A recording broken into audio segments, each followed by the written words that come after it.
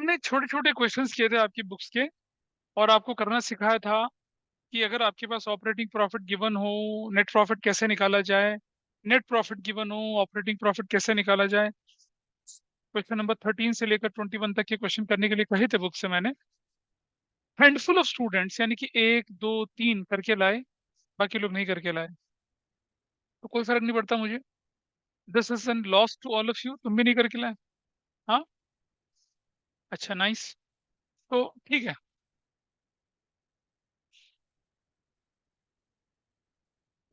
तो चलिए अब थोड़ा सा आगे बढ़ते हैं।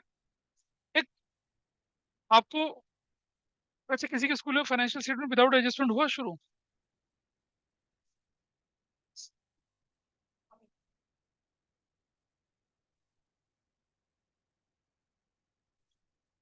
विद एडजस्टमेंट से भी खत्म, इशू शेयर्स ना। सुनो, आइए, आओ जरा सीखें, आओ सीखें कि trading and profit and trading account कैसे बनता है, प्रॉफिट लॉस अकाउंट कैसे बनता है, और फिर एक फुल फ्लेज क्वेश्चन कैसे किया जाएगा जिसमें ट्रेडिंग भी बनेगा, प्रॉफिट लॉस भी बनेगा, बैलेंस शीट भी बनेगी। ठीक है, चलो। आपको ध्यान है कि ग्रॉस प्रॉफिट किसके बराबर होता है? Net sales cost of goods sold के बराबर। Everybody is aware with this? Sukriti ध्यान दीजिए, जो लोग प्रेजेंट है अपने आप को प्रेजेंट कर लीजिए। अब मुझे बताइए, ध्यान से सुनना। Gross profit is equal to net sales minus, ये बड़ा कर दें यहाँ पर, opening stock plus net purchases plus direct expenses minus closing stock. यही तो कहानी होती है आपकी। This is your story, everybody is okay with this? चलो, अब मुझे ये बताइए कि अगर मैं ये ब्रैकेट हटा दूं तो क्या बनेगा? Gross profit is equal to net sales minus opening stock और डायरेक्ट एक्सपेंसेस प्लस, ये तो बनेगा। जब आपका बिजनेस छुटका सा था, छोटा सा बिजनेस था, नन्ना सा बिजनेस था, तब आपका ग्रॉस प्रॉफिट कैसे निकल जाता था? Sales minus cost of goods sold. लेकिन जब आपका बिजनेस बहुत बड़ा हो गया, तो आपको लगता है कि इक्वेशन फॉर्म से आपके आंसर निकलेंगे? नहीं निकलेंगे। Necessity is the mother of invention. तो किसी समझदार बंदे ने सोचा होगा, यार ऐसे कैसे आंसर निकलेगा जब हमारे पास लेक्स ऑफ ट्रांजेक्शन हों, इनडायरेक्ट एक्सपेंस 1000 हों, मल्टीपल आपके पास एक्टिविटीज सेल्स की, मल्टीपल परचेज की हो, तो कैसे निकालेंगे आंसर? तब क्या करते हैं लोग? तब कहते हैं ना, तब उन्होंने क्या काम किया होगा। अच्छा चलो, अभी तो मैं मैथमेटिकल कैलकुलेशन बता रहा हूँ आपको। अब मैं ऐसे करता हूँ, नेगेटिव वाले इस तरफ करता हूँ, तो क्या होने वाला है? इस तरफ कर दूं तो क्या हो जाएगा? Opening stock plus net purchases plus direct expenses, है ना, प्लस ग्रॉस प्रॉफिट, है ना, ऐसे तो बनेगा। इज इक्वल टू क्या हो जाएगा? बताओ। इज इक्वल टू क्या? नेट सेल्स और प्लस क्लोजिंग स्टॉक, ऐसे तो बनेगा, है ना? बना? चलो जरा देखिए, इसको अगर मैं ऐसे ऐसे स्टेटमेंट की फॉर्म में लाऊं, तो देखिए क्या बनता है। ये रुपीस, ये क्रेडिट, ये पर्टिकुलर्स, ये रुपीस, ये क्या? पर्टिकुलर्स, ये डेबिट। और लिखते हैं क्या यहाँ पर? Trading account of Messrs for the year ending dash, ऐसा करके।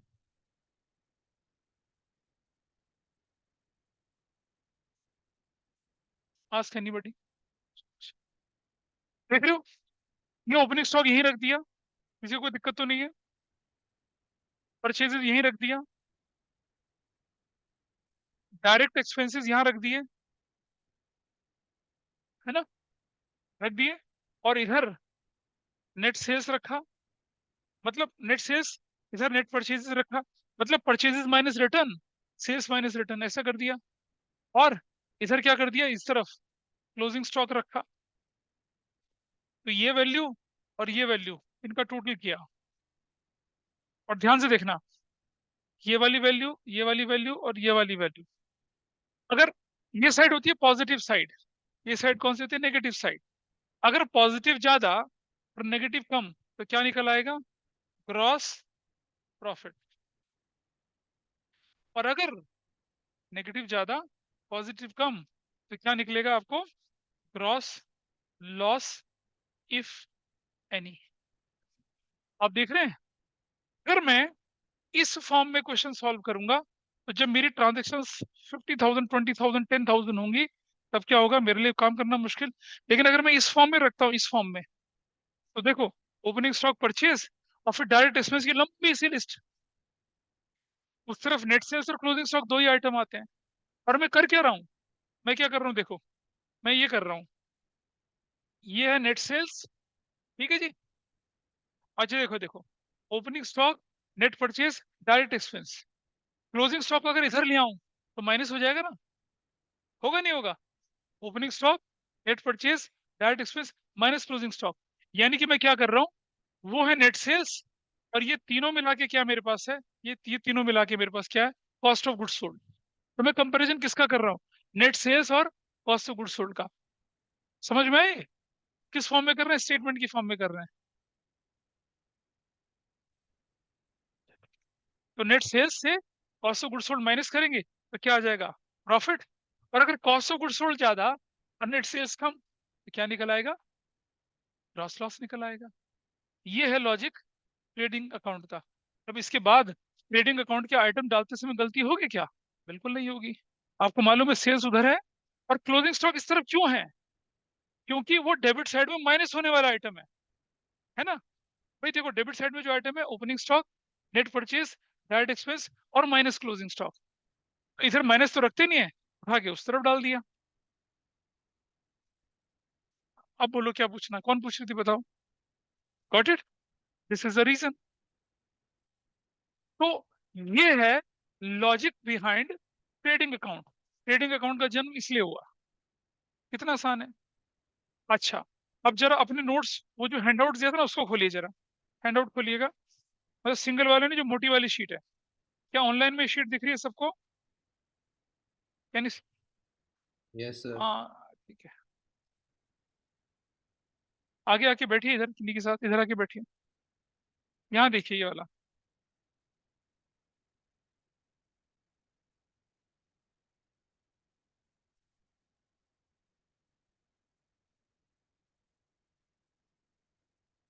मैंने आपको बताया था, एक बार पेज नंबर 5 पे पहुंचिए।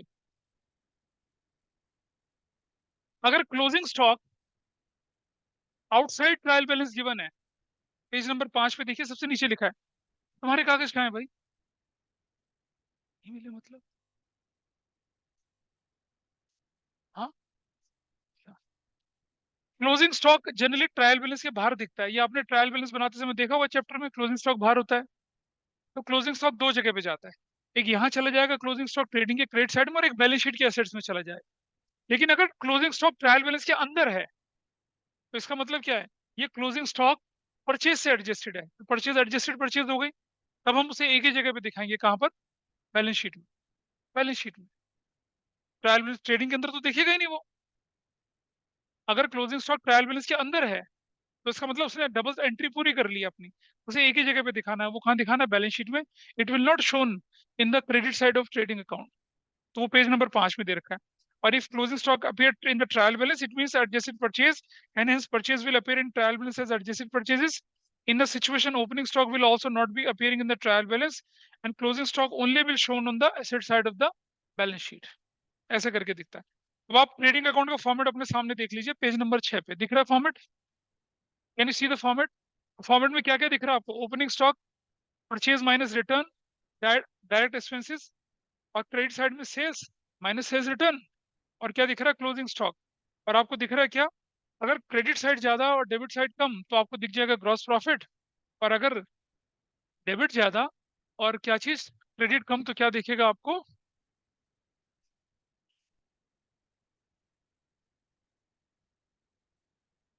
वो देखो रहा सामने, ऐसा।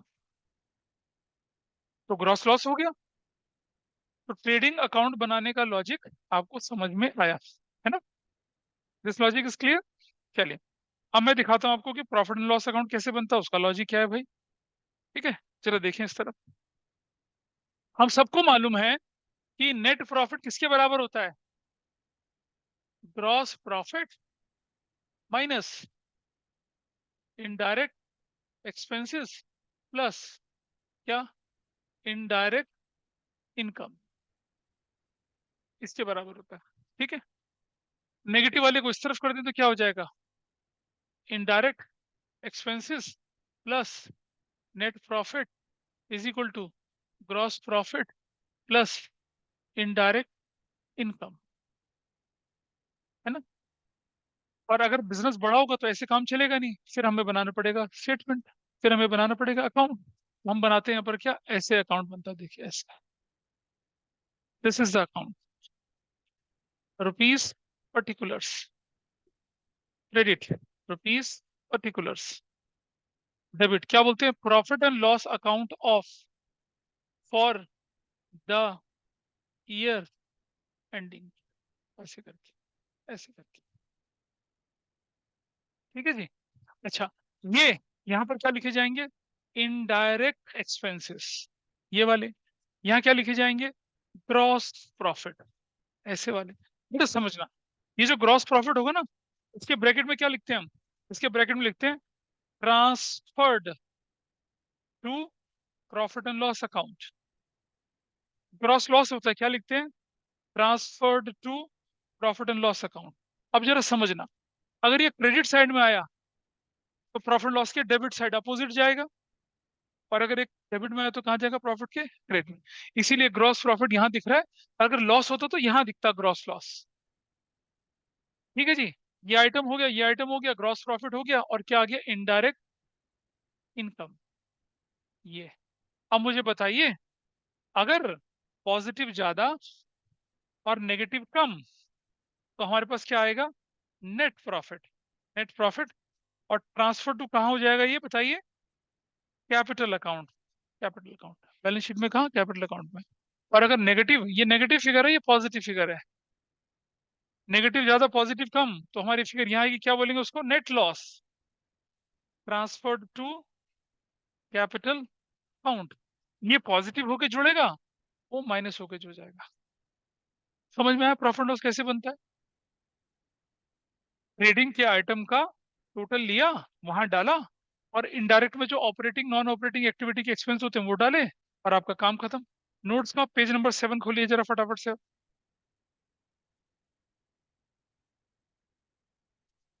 पेज नंबर 7 पर नोट्स का आपको एक लंबा चौड़ा profit and loss account visible है? दिख रहा है आपको प्रॉफिट लॉस विजिबल? जरा इनको पढ़ के देखिए कि ये जो एक्टिविटी आपके पास गिवन है, ये आपको समझ आ रही है नहीं आ रही है? देखिए जरा पढ़ के देखिए, क्या आप समझ पा रहे हैं इन एक्टिविटीज को?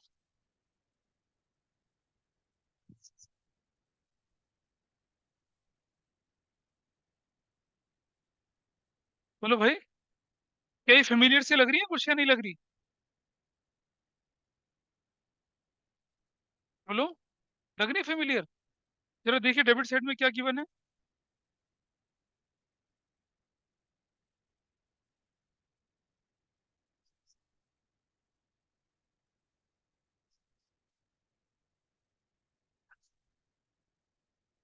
Anybody else? गुम हो गए हो, थूक हलवाई को दे दिए हो, ऐसा कुछ हो तो? क्या ऑनलाइन में दिख रहे हैं आपको? जरा देखिए क्या है। डेबिट साइड में ग्रॉस लॉस है, क्रेडिट साइड में ग्रॉस प्रॉफिट है, डेबिट साइड में सारे इनडायरेक्ट एक्सपेंस की लिस्ट दिख रही है आपको लंबी चौड़ी, और क्रेडिट साइड में सारी इनडायरेक्ट इनकम की लिस्ट दिख रही है लंबी चौड़ी। और अगर क्रेडिट ज्यादा डेबिट कम तो net profit, if credit is more than debit side. और अगर क्या बोल दिया हम लोगों ने, और अगर हमने बोल दिया क्या, if debit side is more than credit side, तो नेट लॉस, जो कि ट्रांसफर कहाँ हो जाएगा? कैपिटल अकाउंट के अंदर transfer. This is fine with everybody? बात समझ में आई? ट्रेडिंग क्यों बना, प्रॉफिट लॉस क्यों बना, उसका स्ट्रक्चर क्या होता है, उसका फॉर्मेट क्या होता है, समझ में आई बात? चलो आगे चलते हैं। एक और चीज है, पेज नंबर 8 के शुरू में पढ़िए क्या लिखा है। आपके स्कूल में हो सकता है टीचर आपको एम्फोसाइज कराएं कि बेटा टू और बाई लिखिए, ठीक है। जब टू और बाई जो होता है लेटेस्ट अकाउंटिंग प्रैक्टिस में यूज नहीं होता है।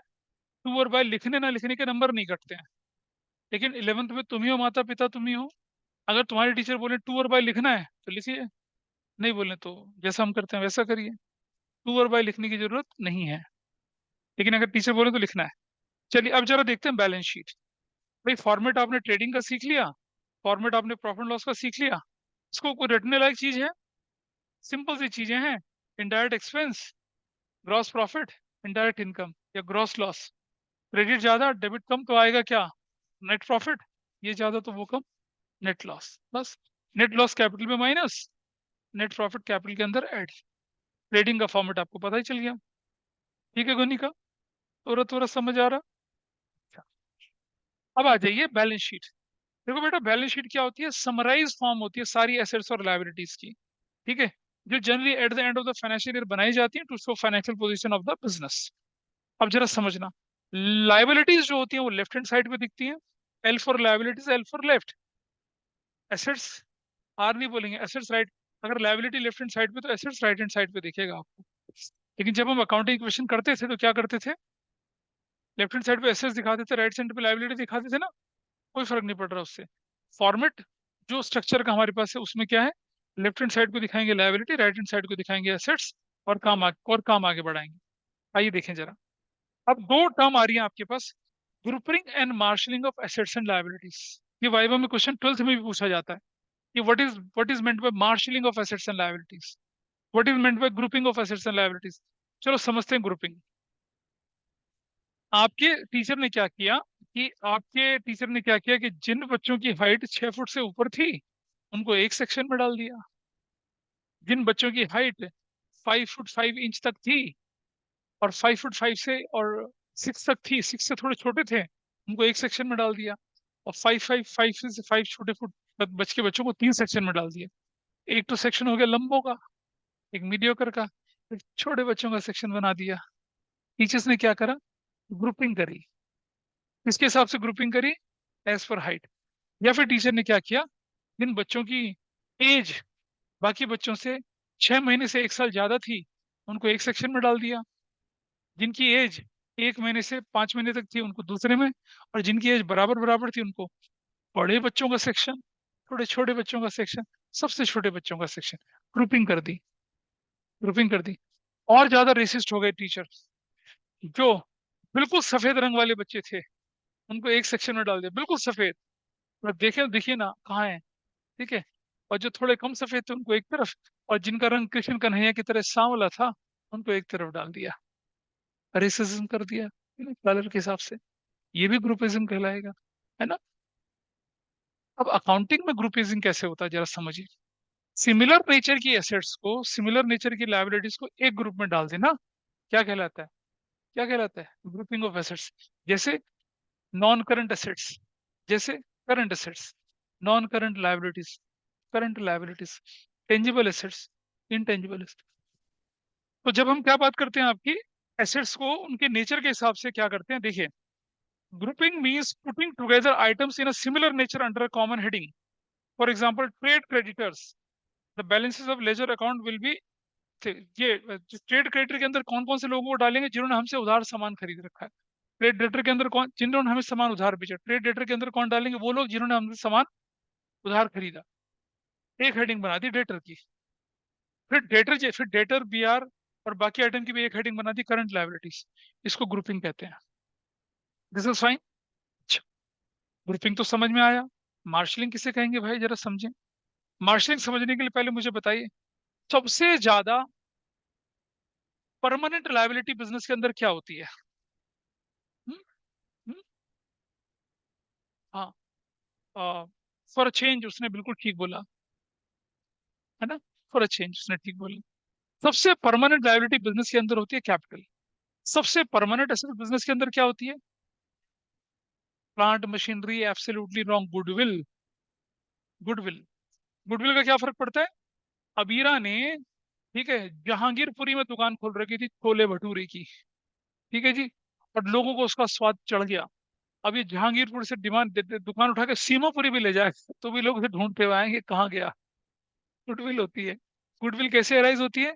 आपके टेस्ट की वजह से, आपकी क्वालिटी की वजह से, आपके प्राइस की वजह से, आपके बिहेवियर की वजह से, और सारे फैक्टर को मिलाकर। तभी तो कोई चांदनी चौक में एक दुकान है, अरुण वस्त्र भंडार, ठीक है। कभी अभी जरा शादियों के टाइम पे जाना है, तब देखा ना, तो खरीदते समय कम से कम उनकी कम से कम 500 600 1 किलोमीटर लंबी तक लाइन लगती है। ऐसा लगता है ये लोग फ्री में सामान बेच रहे हैं। तो ज्यादा पुरानी दुकान, 20 साल 21 साल पुराने लगा है उसको, उससे पहले कोई नहीं पूछता था उस दुकान को। उन्होंने क्या करा एक बार पता है क्या? जब टाटा की नैनो आई थी ना, तो उन्होंने क्या कर दिया, अनाउंस कर दिया, हमारे यहाँ से कोई इतने हजार की साड़ियाँ ले जाएगा तो हम टाटा की नैनो फ्री में देंगे। फिर टाटा की नैनो से स्टैंडर्ड बढ़ा दिया, ऑल्टो पे आ गए। ऑल्टो से उन्होंने स्विफ्ट की डिजायर छोटी वाली पे आ गए। फिर स्विफ्ट डिजायर बड़ी वाली पे आ गए। अब वो वरना वरना गाड़ियां देते हैं गिफ्ट में। ठीक है। हाँ, छोले भटूरे की प्लेट, बेवकूफ आदमी। अरुण वस्त्र भंडार साड़ी बेचने वाला बंदा है, छोले भटूरे में वरना गिफ्ट कर रहा है। छोले मसाला नींबू निचोड़ रहा है अभी, ऐसा थोड़ी बोल रहे हैं। तो देखिए, अब अगर हम अपनी एसेट्स और लायबिलिटीज को एक परमानेंट ऑर्डर में रखें, मोस्ट परमानेंट को ऊपर, फिर लिक्विड लिक्विड लिक्विड लिक्विड नीचे, इसे कहते हैं इन ऑर्डर ऑफ परमानेंस। या हम क्या करें, मोस्ट लिक्विड को ऊपर और मोस्ट परमानेंट को नीचे, तो असेंडिंग डिसेंडिंग ऑर्डर। तो अगर हम arranging assets and liabilities in order of permanence और इन ऑर्डर ऑफ लिक्विडिटी, क्या कहलाएगी आपकी? Marshalling of assets and liabilities कहलाएगी। अब जरा अपनी शीट देखिएगा जरा, देखिए, ये जो दिख रही है बैलेंस शीट आपको, ये इन ऑर्डर ऑफ लिक्विडिटी है। कैसे? करंट लायबिलिटी सबसे ऊपर, इधर करंट एसेट्स ऊपर, नॉन करंट इधर, इधर नॉन करंट एसेट्स ऊपर, और सबसे परमानेंट लायबिलिटी क्या? कैपिटल है, दिख रहा है। इस तरफ क्या है? Non current assets, fix assets, intangible assets, और सबसे नीचे क्या है? गुडविल। अगर इसी ऑर्डर को मैं फ्लिप कर दूं, तो क्या बन जाएगा वो? इन ऑर्डर ऑफ परमानेंस बन जाएगा। देखिए जरा नीचे क्या दिखा, इन ऑर्डर ऑफ परमानेंस। सबसे ऊपर कैपिटल, सबसे नीचे क्या? Bank overdraft. सबसे ऊपर क्या? Land building plant machinery goodwill, और सबसे नीचे क्या? Cash in hand. ये कौन सा ऑर्डर हो गया भाई? ऑर्डर ऑफ परमानेंस हो गया, ठीक है जी। अब जो मैंने एक शीट दी थी आपको, सिंपल एक पेज वाली, वो निकाल लीजिए जरा, सिंपल पेज वाली शीट निकालिए। हाँ, सिंपल पेज वाली शीट।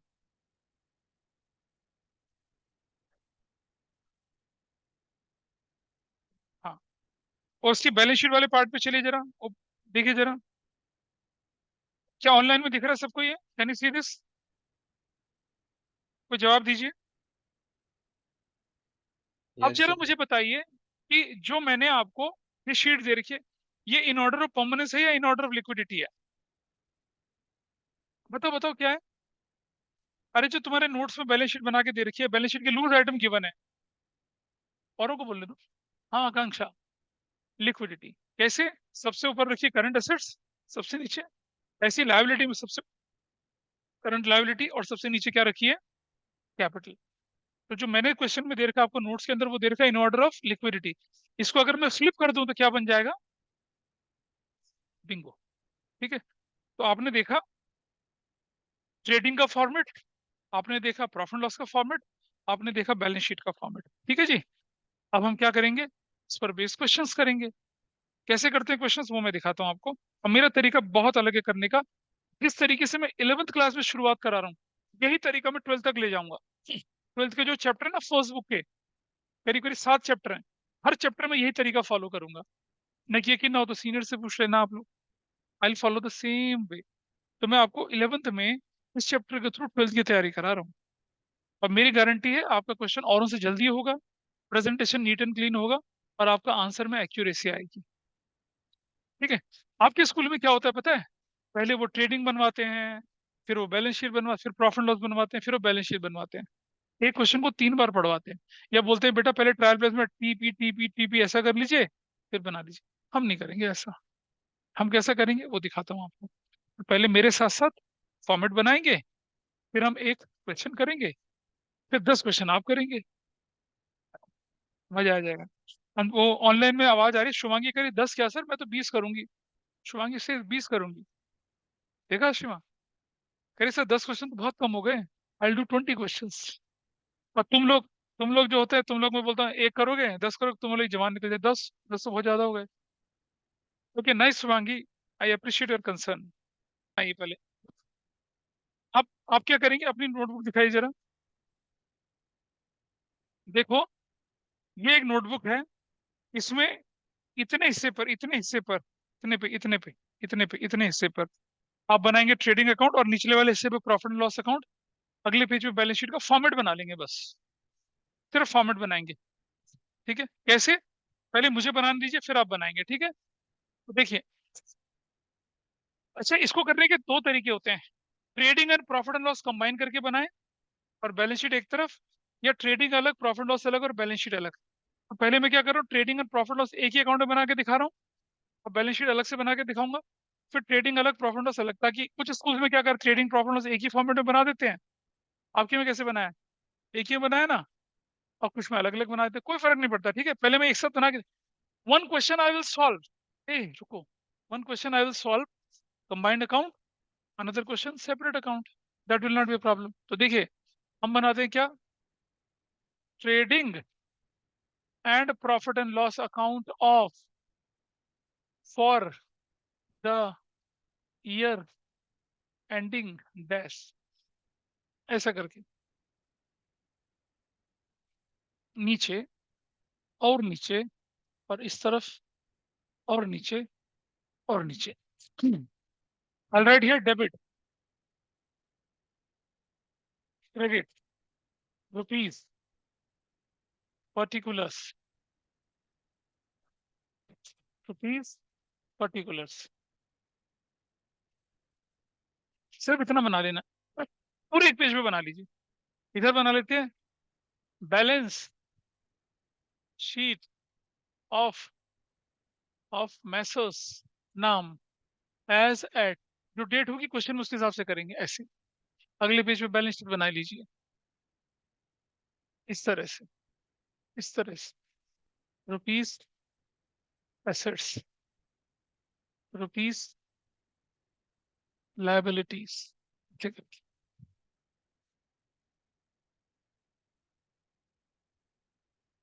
ठीक है जी, इस तरह से चला हम लोगों ने काम।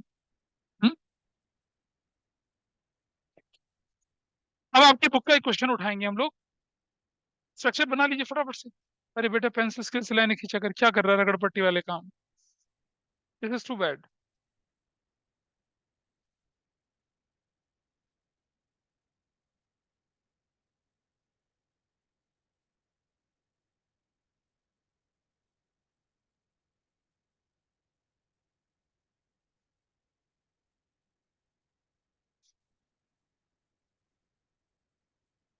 चलो, सबसे पहले क्वेश्चन नंबर 22 उठाइए। मैं ठीक हूँ बिल्कुल, क्वेश्चन नंबर 22। हाँ, क्वेश्चन नंबर 20, पेज नंबर 18.63।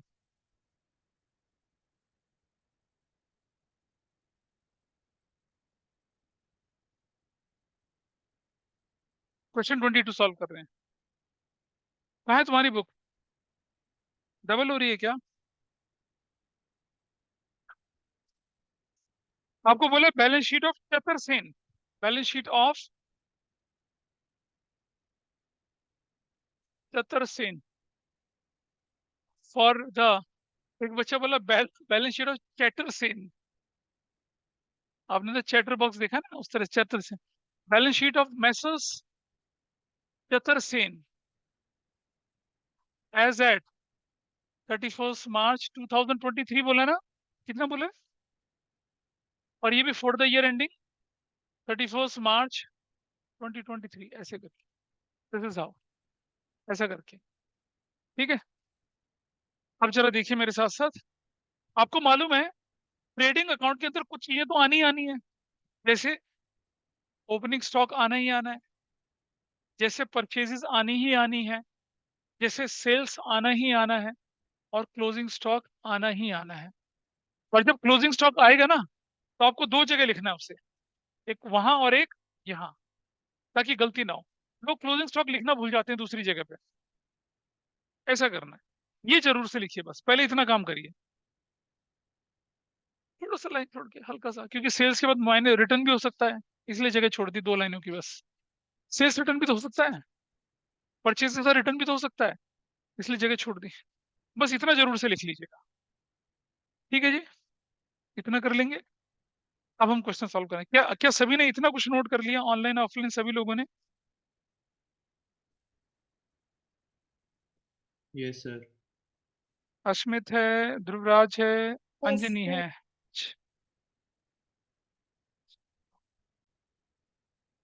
तो सबने वैल्यूज लिख लिया अपना। आइए पढ़ते हैं क्वेश्चन को अब। बेटा एक चीज समझना, एक understand a simple simple thing. कोई आइटम अगर डेबिट साइड में है, कोई आइटम अगर डेबिट साइड के ट्रायल बैलेंस में है, तो या तो वो एक्सपेंस होगा या एसेट्स होगा। देखो मैं आपको बता दूं, सिंपल सा लॉजिक लगाना, कभी गड़बड़ नहीं होगी। अगर कोई आइटम, ये ट्रायल बैलेंस है, ठीक है, अगर वो डेबिट साइड में है, दो पॉसिबिलिटीज है, या तो एसेट्स है तो कहाँ जाएगा, बैलेंस शीट में। और अगर एक्सपेंस है तो दो पॉसिबिलिटीज हैं, डायरेक्ट होगा तो कहाँ जाएगा, ट्रेडिंग की डेबिट साइड में।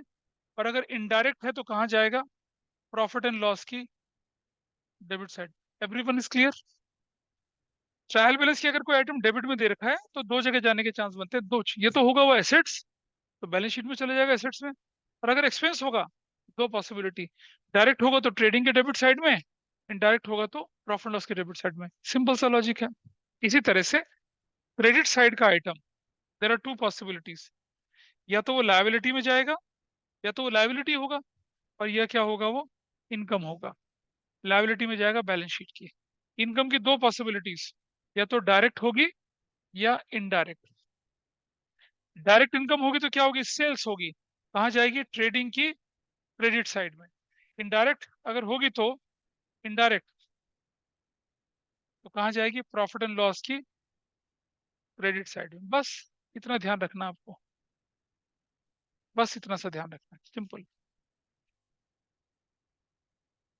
ऐसे चलेगा मामला, ठीक है।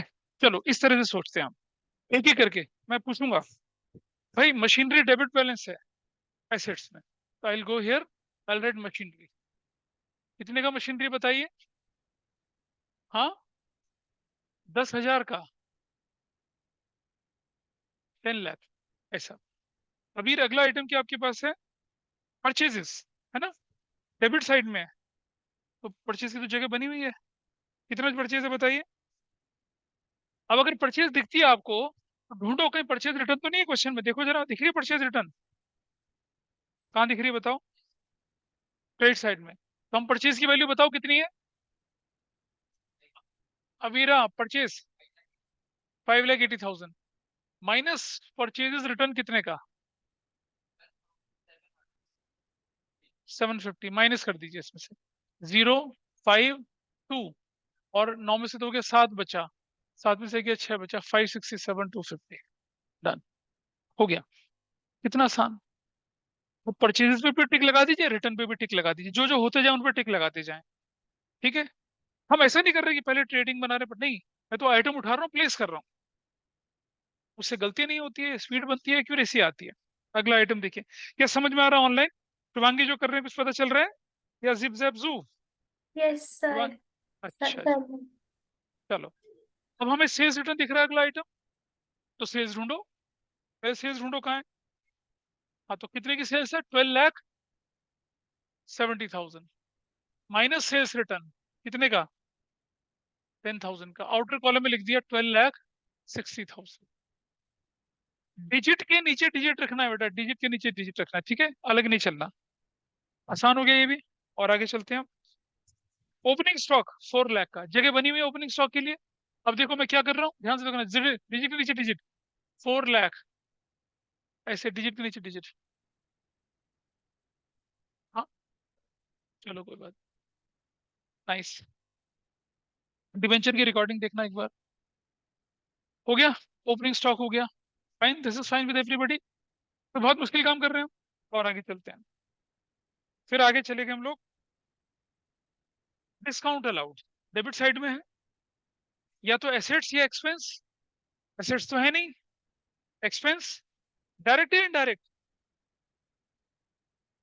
डिस्काउंट अलाउड, डायरेक्ट या इनडायरेक्ट, इनडायरेक्ट। इनडायरेक्ट हो तो ट्रेडिंग में चला जाएगा, है ना, प्रॉफिट लॉस में। तो थोड़ा सा स्पेस देके नीचे, थोड़ा स्पेस देके नीचे, यहाँ डिस्काउंट अलाउड, कितने का बताइए।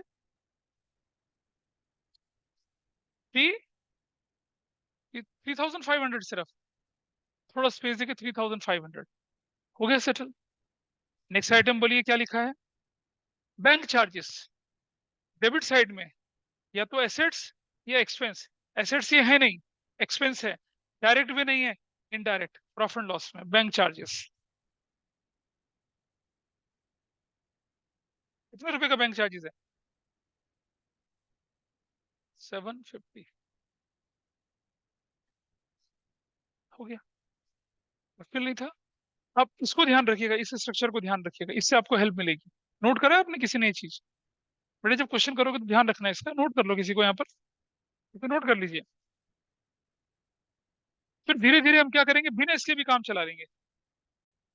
Next, bank charges sundry debtors. देखो भाई सन्ड्री डेटर डेबिट में है, या तो एसेट्स, एसेट्स ही है, एसेट्स में चली जाइए, लिख दीजिए सन्ड्री डेटर्स। जगह क्या में सन्ड्री डेटर्स कितने रुपए के? 4,50,000, डिजिट के नीचे डिजिट। नेक्स्ट आइटम बताइए क्या है। सैलरीज, सैलरी डेबिट में, या तो एसेट या एक्सपेंस। एक्सपेंस, एक्सपेंस में भी कौन सा? इनडायरेक्ट, तो सैलरी। डेबिट साइड में सैलरीज कितने की? 68,000, डिजिट के नीचे डिजिट ऐसे। नेक्स्ट पॉइंट, वेजेस डायरेक्ट या इनडायरेक्ट। कहाँ जाएंगे? इधर इधर, इसके नीचे जगह बना दीजिए। वेजेस कितने के बताइए? 1 लाख, ऐसे करके डिजिट के नीचे डिजिट रखेंगे, टोटल करने में आसानी की, मैं बता रहा हूँ। और राइट साइड की तरफ अलाइन करिए। नेक्स्ट आइटम बताइए क्या है। Freight inward, freight inward direct, इधर फ्रेट इनवर्ड कितने का? हाँ, 7,500। आगे चलेंगे। नेक्स्ट, फ्रेट आउटवर्ड, तो फिर वो इनडायरेक्ट। फ्रेट आउटवर्ड कितने रुपए का बताइए? 12,000, डिजिट के नीचे डिजिट। अगला आइटम बोलिए। रेंट डेबिट में है, या तो डायरेक्ट या इनडायरेक्ट। डायरेक्ट तो होगा नहीं, इनडायरेक्ट है। अगर फैक्ट्री होता तो डायरेक्ट होता, इनडायरेक्ट। यहाँ रेंट कितने का? हाँ, हाँ, 20,000 का। अगला आइटम बोलिए क्या है। इंश्योरेंस 10,000 का, ठीक है।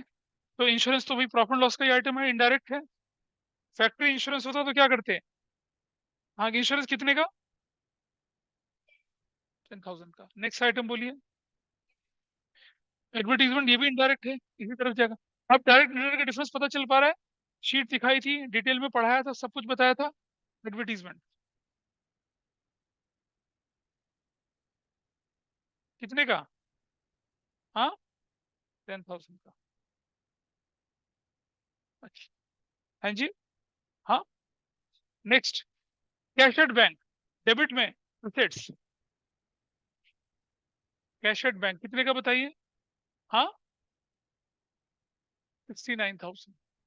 नेक्स्ट आइटम चलेंगे। नेक्स्ट,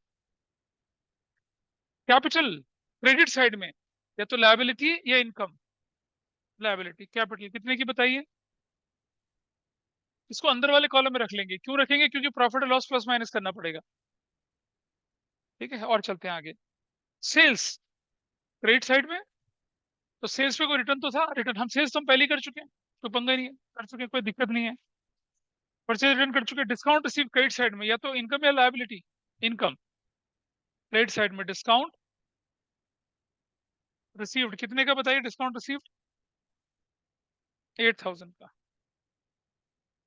और आगे चलते हैं। लोन लायबिलिटी, लोन लायबिलिटी थोड़ा स्पेस देके, लोन कितने का बताइए? 50,000 का। और चलें आगे थोड़ा सा। सन्ड्री क्रेडिटर, ये भी लायबिलिटीज है, कितने का? Done, easy. अब पढ़ते हैं एसेस में नीचे। कह रहा है स्टॉक 3,50,000 का, कॉस्ट मार्केट वैल्यू 4 लाख। तो कॉस्ट या market whichever is less, उसको लिखते हैं हम लोग, कॉस्ट या market whichever is less. अरे रूल है भाई प्रूडेंस का, closing stock is valued at cost या market whichever is less. तो क्या कम है दोनों में से? 3.5 लाख। तो भाई क्लोजिंग स्टॉक 3.5 लाख 350 यहाँ भी लिखा जाएगा और इधर भी लिखा जाएगा, इधर 3,50,000। देखिए आपने मजे मजे में अपने सारे आइटम टिक लगा दिए, तो बहुत मुश्किल काम है लग रहा है तुम्हें। तभी तो पड़ोसन से कह रहे कितना मुश्किल है। क्या मुश्किल है बता। सिंपल प्लेसिंग है, डायरेक्ट इनडायरेक्ट का, तुम्हें क्या दिक्कत लग रही है? बहुत मुश्किल लग रहा है।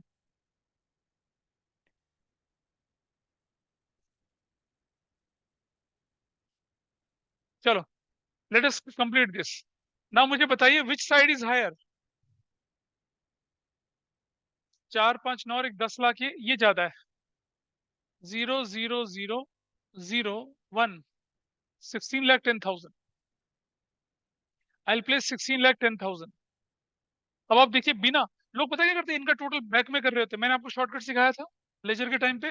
देखिए 0, 0, 0, 5 और 5 10 एक कैरी लग गया, 1 और 2 3 और 5 8, 8 और 2 10 एक कैरी लग गया, 1 8 और 7 15, 15 और 5 कितना हो गया, 20, दो कैरी लग गया, 2 8, 8 और 3 11, 1 4 और 1 5, 10 और 1 11, 5 16।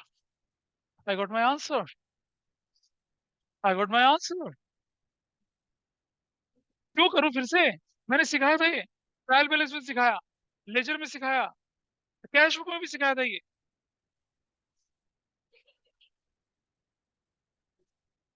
हाँ, gross profit transferred to profit and loss account, मतलब इस 16 में से ये सब माइनस करके हमने आंसर निकाला। लोग क्या करेंगे, रजिस्टर के पीछे भरेंगे, तभी तो टाइम लगता है इसको करते समय, तभी लगता है टाइम। हो गया ऐसे। क्या ये ठीक निकल रहा है गलत निकल रहा है? गलत निकला? नहीं ठीक निकला। ठीक है। अब देखिए ये इस तरफ पड़ा है तो इसके अपोजिट इस तरफ रुक जाओ। ग्रॉस प्रॉफिट कितना, 535,250। एक मिनट रुक जाइए जरा, अब जरा देखिए इसको टोटल करिए इसका। भाई which side is higher, which side is higher, ये वाली। 0, 5, 2, 3, 4, 5, 543,250, 543,250। टोटल करेंगे 0, 0, 0, 5, 0, 7 और 5 12, 0, 3 और 1 4, 12 14, 2, 4,19,000 निकल गया। मैं तो निकाल लिया। हाँ हाँ, तुम नहीं पढ़ते तो मैं क्या करूं, मैं तो बचपन से बता रहा हूँ तुम्हें ये। नेट प्रॉफिट क्या लिखा, transferred to capital account, net profit transfer to capital account. Net profit 490 नहीं आया, यहाँ पहुंच गया कैपिटल में, डाल दिया क्या, नेट प्रॉफिट 4,19,000। 0, 0, 0, 9 1, 16,19,000। टोटल कर लीजिए 0, 0, 0, 9 और 5 और 1 6, 6 और 2 8, 1869 और 0, 0, 0, 9, 5 और 5 10 16 1 4 1 5 और 3 8। लो भाई, जब तक तुम टोटल करोगे मैं क्वेश्चन बंद करके अगले पे चला जाऊंगा। So that's your answer. So easy है ना, इजी बिजी। मेरे साथ Sir, साथ half टैली कर time. लीजिए जरा, हाँ टैली कर लीजिए। चलो सबसे पहले फर्नीचर डेबिट साइड में एसेट्स में जाएगा, मोटर व्हीकल डेबिट साइड में एसेट्स में जाएगा, बिल्डिंग एसेट्स में जाएगा, bad debt indirect expense profit and loss की डेबिट साइड में जाएगा, सन्ड्री डेटर एसेट्स में जाएगा, स्टॉक ओपनिंग स्टॉक बोल के जाएगा, परचेजेस 55,750, रिटर्न ढूंढो, रिटर्न रिटर्न 1250 माइनस कर देंगे। चलो आगे बढ़ते हैं। सेल्स रिटर्न देगा तो सेल्स ढूंढो, 154 500 माइनस सेल्स रिटर्न, भी कर दिए 2000। एडवर्टाइजिंग डेबिट साइड में तो क्या है, एसेट्स या एक्सपेंस, एक्सपेंस इनडायरेक्ट, तो प्रॉफिट लॉस की डेबिट साइड में। कैश इन हैंड एसेट्स में चला गया, एसेट्स में। तो चेक कर रही हो आकांक्षा, जो मैं बोल रहा हूँ चेक कर रही हो? अच्छा, इंश्योर, अरे उधर ही आ रहा हूँ बेटा मैं। इंश्योरेंस डेबिट साइड में एक्सपेंस है, इनडायरेक्ट है प्रॉफिट लॉस में। जनरल चार्ज डेबिट साइड में, प्रॉफिट लॉस की डेबिट साइड में, सैलरीज प्रॉफिट लॉस की डेबिट साइड में, क्रेडिट बैलेंस कैपिटल लायबिलिटी में चला जाएगा, सन्ड्री क्रेडिटर लायबिलिटी में जाएगा, सेल्स उधर चला गया ऑलरेडी, और आपने बोला बैंक ओवरड्राफ्ट लायबिलिटी में। सुनो, परचेज रिटर्न वापस हो गया, कमीशन क्रेडिट, या तो लायबिलिटी या इनकम। इनकम, इनकम में डायरेक्ट तो है नहीं है, सेल्स होती, इनडायरेक्ट प्रॉफिट लॉस की क्रेडिट साइड में। और क्लोजिंग स्टॉक कितने का, 32,500, तो जो दो जगह जाएगा, यहाँ जाएगा और एसेट्स में जाएगा। क्वेश्चन खत्म। अब बता क्या गड़बड़ हुई आकांक्षा, कौन सा आइटम गलत लिखा? कमीशन कहाँ डाला था? डेबिट में डाला था, क्रेडिट में डाला था? डेबिट। बोला ना मैंने आपसे कि ये फॉर्मूला ध्यान रखिए, क्रेडिट साइड का आइटम या तो लायबिलिटी होगा या इनकम होगा। Got it? चलो, आपने क्वेश्चन नंबर 23 किया ना? चले, अब लेके चलते हैं क्वेश्चन। कमीशन क्रेडिट साइड में है, वो इनकम में जाएगा, प्रॉफिट लॉस की क्रेडिट साइड में। क्या आप आंसर निकाल पाए? नहीं। कैलकुलेटर जिंदाबाद, लोगों ने फोन उठा लिए हैं। मैंने आइटम प्लेस करा दीजिए, टोटल निकालना आपका काम है। अब आ जाइए अपनी बुक का क्वेश्चन नंबर 16, ये करिए, करिए क्वेश्चन नंबर 16 फटाफट से। तो क्वेश्चन 16 देखिए आपके साथ, कैपिटल जाएगा लायबिलिटी में क्रेडिट, मशीनरी जाएगा एसेट्स में, सेल्स क्रेडिट साइड में चला गया, और सेल्स रिटर्न भी है क्वेश्चन में कोई, यस, तो माइनस कर दीजिए 10,000 की। परचेजेस 5 लाख वहां चला जाएगा, परचेज रिटर्न भी है क्वेश्चन में कोई है, 5,000, वो भी माइनस कर दिया। आपको बोला था ना पहले क्वेश्चन में, ओपनिंग स्टॉक, परचेज, सेल्स और क्लोजिंग स्टॉक लिख लीजिए, इससे चीजें छूटती नहीं है।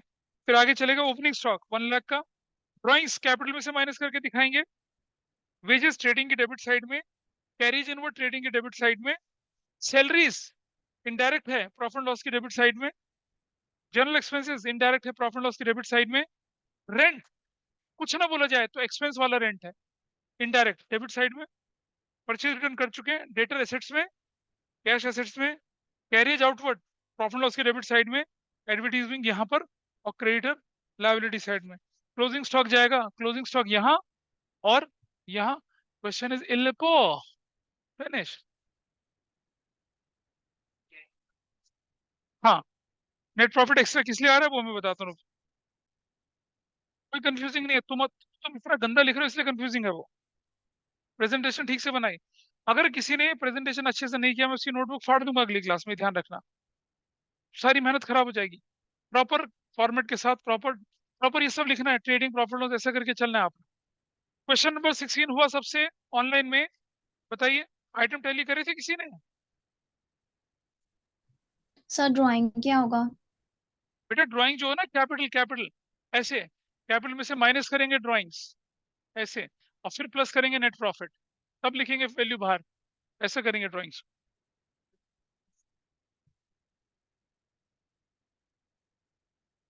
भाई ये साइड ज्यादा तो प्रॉफिट, फिर ये प्रॉफिट यहाँ लिखा जाएगा। हाँ क्या बोले? कोई फर्क नहीं पड़ता, कोई फर्क नहीं पड़ता। उतना कुछ हुआ नहीं हुआ, कहाँ गड़बड़ है? अब तो मैंने आइटम में टैली करा दिया। अब सुनिए ध्यान से, क्वेश्चन 17 से लेकर